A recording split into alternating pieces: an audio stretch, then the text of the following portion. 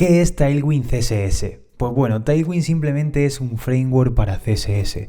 Si no sabes lo que es un framework, te lo voy a resumir en una frase muy sencilla. Simplemente un framework es un conjunto de funcionalidades ya desarrolladas o un conjunto de herramientas dentro de un marco de trabajo que nos permiten desarrollar más rápido con una tecnología. En este caso, aplicándolo a CSS, un framework básicamente es un conjunto de herramientas que nos van a permitir construir una interfaz web y una apariencia visual con CSS, pero con las herramientas del framework que van a hacer que tengamos más productividad, más rapidez a la hora de desarrollar y que pues al final estemos trabajando de manera más ágil con CSS.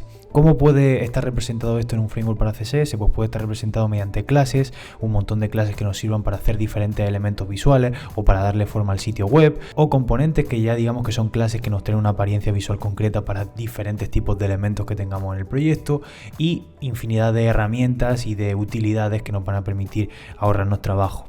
En este caso, Tailwind CSS pues sobre todo es un framework orientado a utilidades. ¿Qué significa esto? Que no nos va a dar componentes concretos como es el caso de otro framework para CSS, que pones una clase y ya nos da un estilo visual preconcebido y preconfigurado para nuestro sitio web o para el elemento en concreto que estamos usando. No, simplemente con Tailwind vamos a tener una personalización mayor y vamos a tener clases muy específicas para darle estilo a nuestros elementos del HTML de la forma que nosotros queramos. Es decir, vamos a tener clases específicas para poner unos márgenes, clases específicas para dar color, clases específicas para manipular el texto, clases específicas para dar tamaños, todo mediante clases, todo mediante utilidades que van a hacer que el desarrollo sea más rápido en ese sentido y que digamos que nos agilice un poco lo que es la construcción de la apariencia visual mediante CSS, en este caso usando Tailwind. Luego también hay que entender que Tailwind nos permite hacer sitios web completamente personalizables, es decir, hay frameworks que ya nos traen una apariencia preconcebida, que nosotros usamos sus clases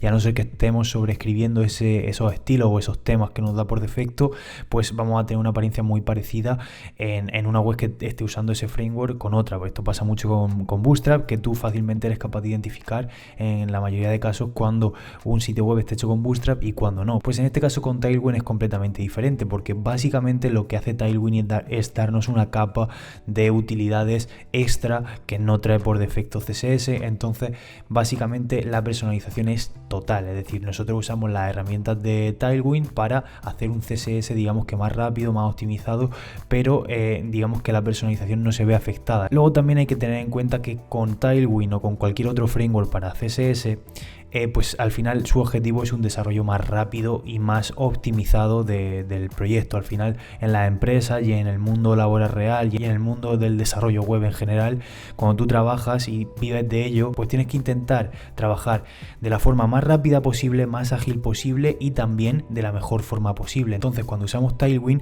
tenemos una serie de herramientas, de utilidades, de convencionalismo, de formas de hacer las cosas que favorecen a ese desarrollo más rápido y más ágil.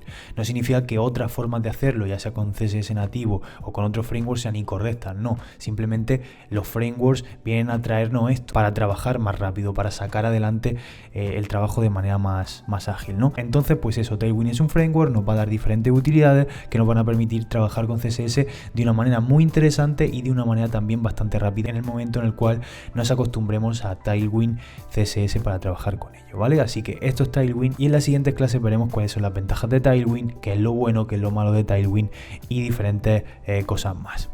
Mucha gente se estará preguntando, vale, yo ya sé CSS y también sé trabajar con un framework como Bootstrap, ¿y cuál es la diferencia realmente entre Tailwind y Bootstrap? ¿En qué se diferencian? ¿Por qué motivo voy a ponerme a aprender un framework nuevo si ya conozco uno y además incluso ya conozco CSS bastante bien? Pues bueno, hay varias diferencias entre Bootstrap y Tailwind. Básicamente son diferentes enfoques, ¿vale? Tailwind se basa en utilidades o se enfoca en utilidades, es decir, es utility first. Es decir, que en Tailwind simplemente tenemos clases con las cuales nosotros simplemente damos el estilo que queremos a un elemento de nuestra web y lo manipulamos como queremos, ¿vale?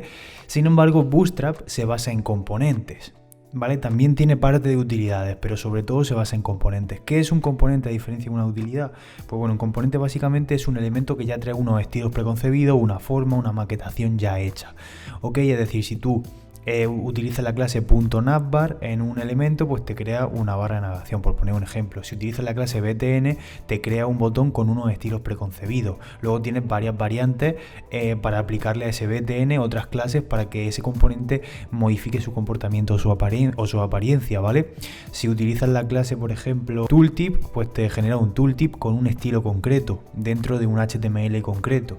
Esto es muy diferente al enfoque que tiene el Tailwind. Tailwind simplemente es una serie de clases que le aplicamos a cualquier elemento de nuestro HTML para darle una forma. ¿De acuerdo? Vamos a ver un ejemplo en el navegador. Bien, si nosotros abrimos Bootstrap y nos vamos a ejemplos, vamos a ver que aquí tenemos diferentes ejemplos de lo que son los componentes de Bootstrap. Ok, por ejemplo, me meto en esta página.